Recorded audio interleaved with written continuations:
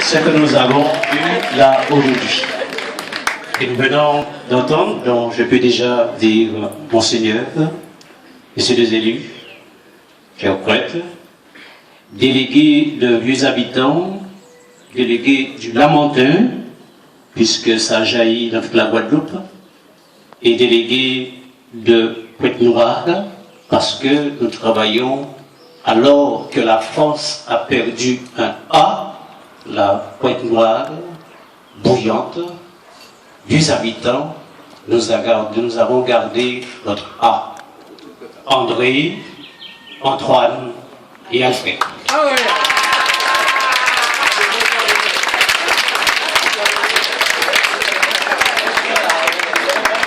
Et c'est dans cette démarche-là que nous avons pris le temps de travailler pour les 3 paroisses, vieux habitants, bouillante et Pointe-Noire. Et si nous sommes là, c'est parce que vraiment, il y a quelque chose qui nous manquait à cœur. Et je puis le dire là encore, c'est parce que ce presbytère a une histoire. Ce presbytère ne pouvait pas partir à l'abandon. Certes, l'ancien économa a pris le temps de réfléchir et de voir que faire pour ce presbytère. Et ce presbytère, c'était à 2 niveaux, donc il y avait un coût, et ce coût était faramineux pour permettre à un prêtre de rester dans ce lieu. Et je puis dire, chers chrétiens, messieurs les élus, Monseigneur, le prêtre, il a fait vœu de pauvreté, mais il n'a pas fait vœu de malpauvreté. Un prêtre ne peut pas, aujourd'hui, vivre dans la pauvreté, parce qu'il a donné sa vie, ses parents lui ont permis d'aller en formation pour devenir prêtre et permettre qu'il se trouve dans un lieu. Et ce presbytère, il y a 2 tiroirs, on peut dire. Au premier abord, c'était de soit faire un aménagement dont M. le maire a pris le temps, et depuis 2009, donc je suis au fait de ce dossier. Ça date pas d'aujourd'hui. Et ce presbytère avait un coût, et ce coût faramineux, je peux vous le citer, pour la réhabilitation, coûtait déjà uniquement pour la réhabilitation. Ça faisait 407 241 000 €. Ça c'était uniquement. Et donc, je dis, ça allait durer 2013, 2014, 2015, alors que le prêtre est en train de chercher un lieu pour y habiter. C'est pas normal. Et je disais bien, il fallait bien faire quelque chose. Donc j'ai pris à bras le corps ce dossier en disant, il faut rencontrer le conseil pastoral paroissial de la paroisse. Donc je leur ai dit, c'est pas normal, si vous aimez votre prêtre, il faut se mettre au travail. Et c'est là que nous avons pris la décision de mettre ce chantier en route. Et qu'aujourd'hui, que nous avons là aujourd'hui. Et pour travailler, pour avoir ce beau projet, il a fallu mettre des hommes et des femmes en marche. Je n'ai pas travaillé tout seul. J'ai travaillé avec des hommes qui ont accepté de dire leur foi à leur manière, et ce travail a été réalisé par amour pour eux. Et je ne peux pas aujourd'hui inaugurer ce lieu sans faire nommer les personnes qui nous ont aidés. Parce que vous avez vu que l'évêché, Monseigneur, n'a pas dépensé un sou pour l'instant. La paroisse n'a pas touché les comptes de la paroisse pour permettre à cette réalisation. Donc nous avons pu réaliser ces travaux grâce à la force des commerçants, grâce à la force des personnes qui ont compris quel était ce projet. Et ce projet, je puis le dire avec foi, dont la station Vito de Pointe-Noire, la station Vito de Bouillante, la pharmacie de Bouillante, du bourg de Bouillante, l'épicerie, qu'on peut dire l'épicerie Félicité, le gros tout gros qui nous ont accompagnés même, je pense qu'il est là, c'est l'établissement Pomèze.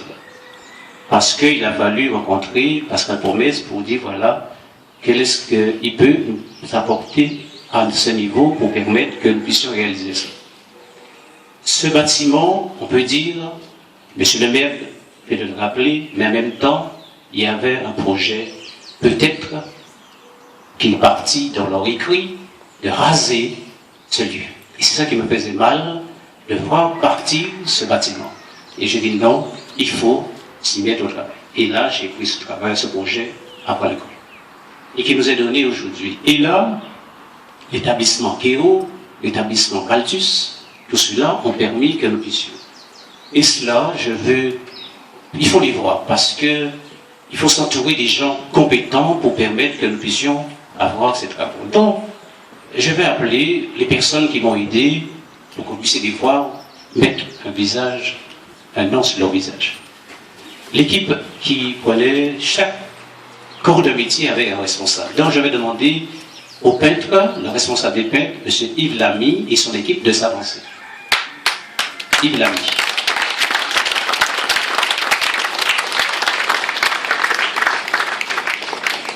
Yves Lamy. L'équipe des peintres. Ensuite, pour permettre que nous ayons cet espace propre, je vais demander à l'équipe de l'environnement, le nettoyage, sous la conduite de M. Gérillon.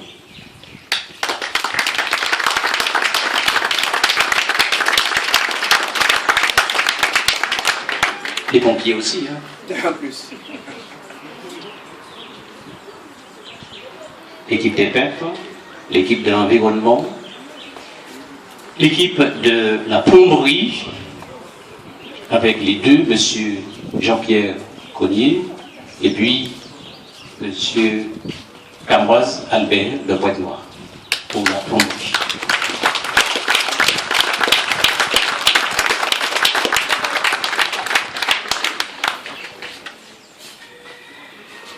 Et vous savez, ce bâtiment, il y a du béton, il y a tout ce qui est bois. Je me demanderai à l'équipe pour le bois, M. Pesley,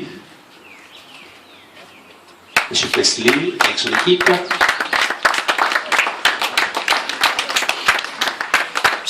Avec Colbert. L'équipe pour la menuiserie, tout ce qui est bois. Avec Robert Pierrot qui est une entreprise de Trois-Rivières qui nous a confectionné toutes les portes que nous avons là.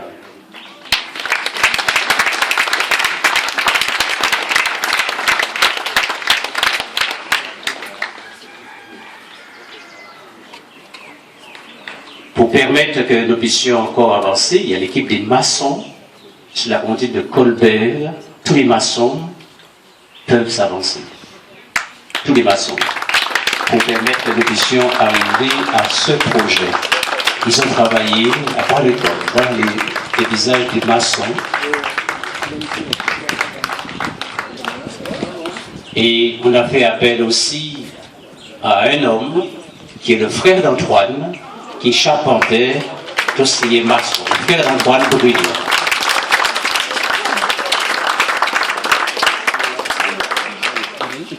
Équipe des maçons.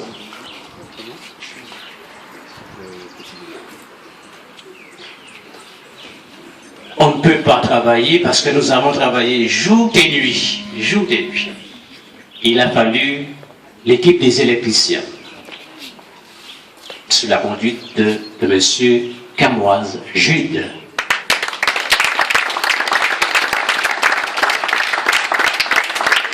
Camoise Jude.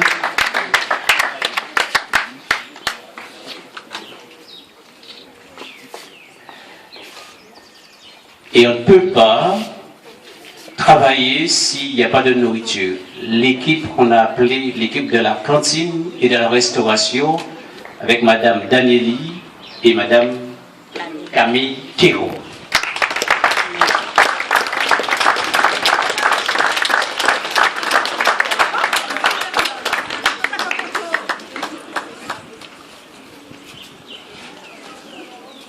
Vous avez entendu qu'il y a eu des financements.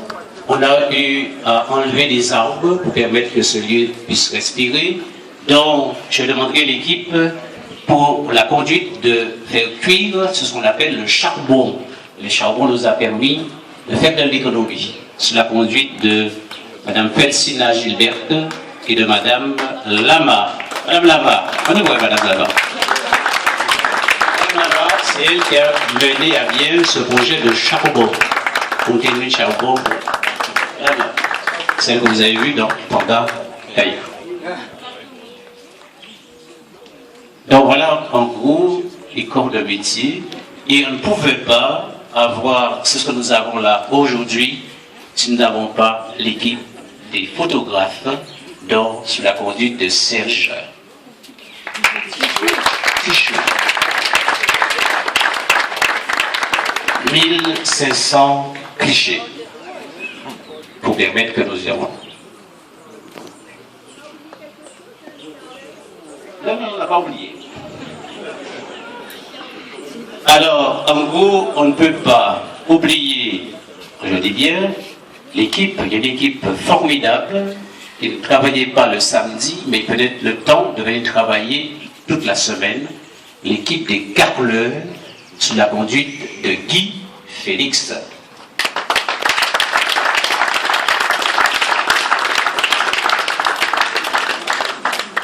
Les carleurs.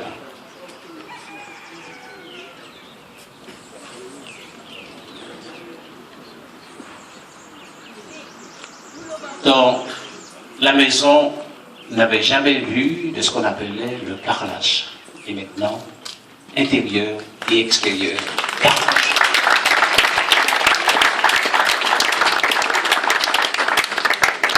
Est-ce que j'ai oublié l'organisme? Je pense que j'ai tout dit. Alors voilà, monseigneur, les plombiers. Alors, pour permettre que je puisse travailler, dont j'avais un collaborateur, 2 collaborateurs, dont je demanderai à Félix, Féa, France Féa. Donc, pour coordonner, lorsque j'étais pas là, c'est France qui avait le relais. Et je demanderai à l'équipe, il n'y a pas que des étudiants, donc je demanderai à Agnès de venir. Agnès. Et puis Madame Colombo. Agnès et Madame Colombo. Agnès, non, c'est Agnès. Madame Colombo. Madame Colombo. Alors, Agnès a été, on dit que le père Lavital a été le maître à manioc, loin de là. Donc, j'ai travaillé avec Agnès en permanence pour permettre que nous puissions réaliser le projet, ou bien, lorsque je suis absent, c'est elle qui prenait la tonne de ce qui est la démarche des clés. Et nous avons mis une correspondance extérieure. Ça veut dire que nous n'avons pas travaillé uniquement à Bouillante. Donc, c'est pour ça que je demande à Mme Kéro d'être là, puis celle qui a pu faire la relation pour tout ce qui est extérieur, le monde extérieur, pour que nous puissions avoir les finances pour financer ce projet. Madame Colombo. Elle est de Baïf, elle travaille à Baïf, et c'est elle qui nous a permis de faire tout ce que nous avons comme saut. Alors, si nous avons réalisé ce projet, cela a un coût. Alors que nous avons entendu 400 000 euros, alors que nous avons entendu peut-être 200 000 euros pour réaliser cela. Et je dis, nous avons réalisé ces travaux à un coût. Quel est le coût? Quel est le coût? 400 000 euros? Alors que, voilà comment nous avons évalué les travaux. Les travaux, on a réalisé ces travaux sur un coût de 26 222,57 €. Alors vous parlez de 200, 400. Dans l'association Flamboyant nous a donné 3 288,22 €. Ça c'est l'association Flamboyant. La municipalité, avec tout ce qui est l'électricité, plomberie et la peinture des toitures, nous a coûté 7 161,85 €. Et les fidèles et les personnes qui nous ont accompagnés, le montant est de 16 723,19 €. La participation des personnes qui nous a aidés pour réaliser ça. Alors que la paroisse peut-être va en débourser plus tard, et pour l'instant, la paroisse, nous n'avons pas touché un sou de la paroisse, un sou de l'évêché. Ça veut dire que lorsque nous mettons ensemble, on m'a dit peut-être qu'à Bouillante on avait déjà entendu ça, mais lorsque je suis arrivé à Pointe-Noire, et je l'ai dit, il a dit à Pointe-Noire et fort, souper, pape. Donc je dis bien, nous n'avons pas à avoir peur de relever des défis. Nous n'avons pas à avoir peur. Et je puis maintenant m'adresser à Madame la responsable du Conseil général délégué.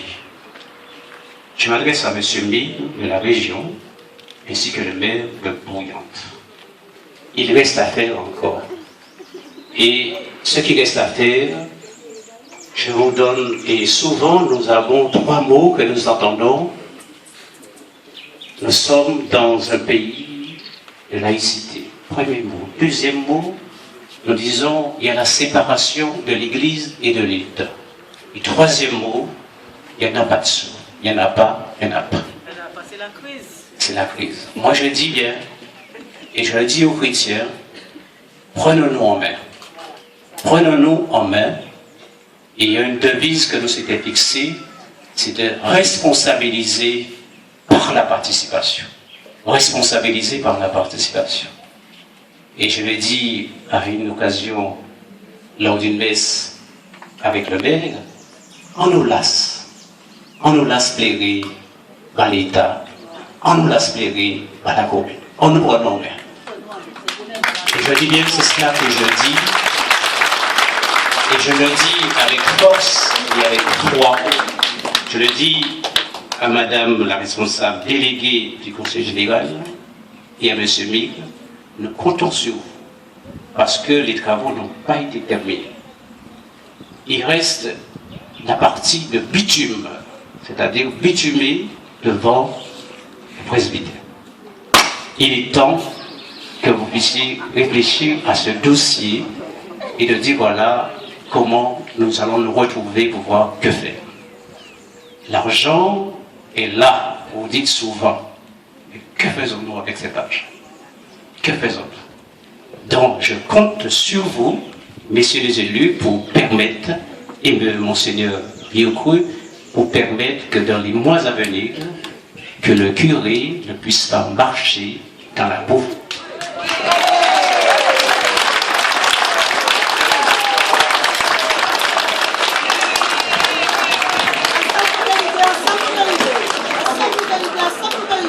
Alors, et je le dis bien, pour les 3 paroisses, nous avons commencé avec Bouillante, dans M.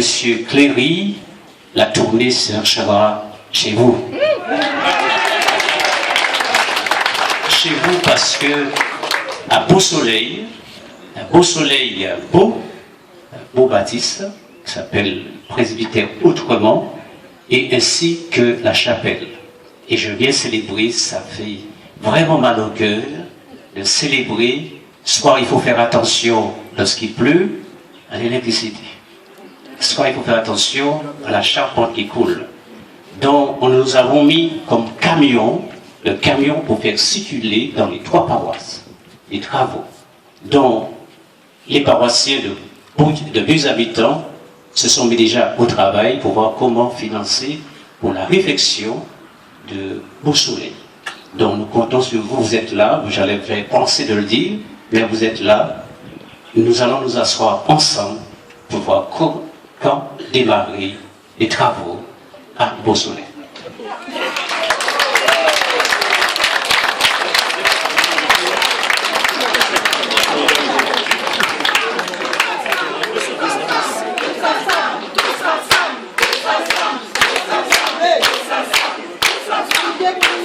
Et c'est dommage, je puis travailler pour Bouillante et vieux habitants, et je ne puis pas travailler pour moi.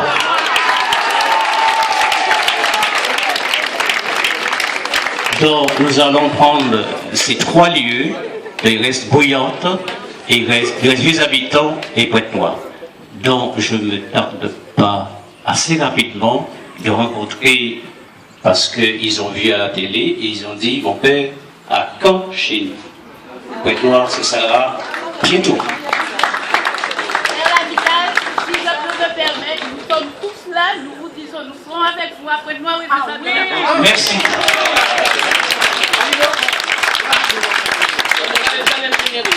Donc, c'est ce défi-là que nous sommes fixés pour les mois et les années à venir pour que, et je dis bien, souvent on dit qu'il y a la séparation de l'Église et de l'État, et là je m'adresse à vous, les élus. Toutes ces églises vous appartiennent. Certes, mais nous sommes dans un pays, nous parlons beaucoup, beaucoup, beaucoup, et nous réalisons peu. Et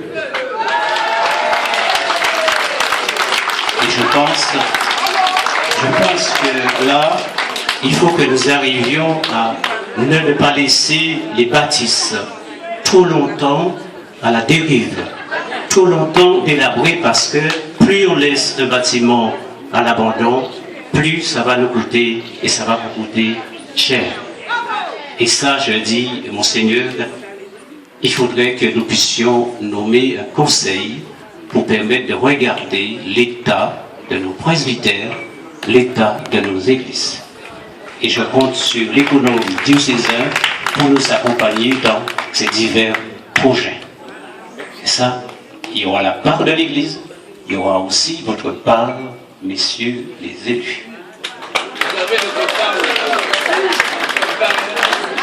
On va continuer ensemble encore. On va continuer encore, même si c'est déjà là. Mais aujourd'hui, on nous demande beaucoup par rapport à tout ce qui est sécurité. Les normes sécuritaires. On ne peut pas, et je pense que vous serez des relais auprès des confrères élus pour leur dire, il faudra que nous assions pour regarder l'état de nos bâtisses. Si on regarde bien, les églises, aujourd'hui, 600, 800, 1000 personnes. Et là, les commissions nous demandent aujourd'hui encore de réduire sur les bancs pour permettre l'évacuation. Alors, si vous avez de l'argent pour construire des églises, n'ayez pas peur de mettre les normes, n'ayez pas peur de mettre les mesures. Parce que peut-être qu'auparavant, ils ont construit des églises trop petites. Et là, aujourd'hui, il y a encore des chrétiens. Là où il n'y a pas de chrétiens, mais en Guadeloupe, il y a encore des chrétiens. Nous avons regardé les jours des fêtes, soit Pâques, Pentecôte ou autre. Les églises sont trop petites. Alors voilà, c'est ce que je voulais dire. Et je peux dire ce matin, je suis heureux. Heureux que nous puissions arriver jusque-là. Et voilà ce que je pouvais vous dire aujourd'hui. Merci à vous. Merci à l'équipe, les équipes qui m'ont accompagné dans ce projet.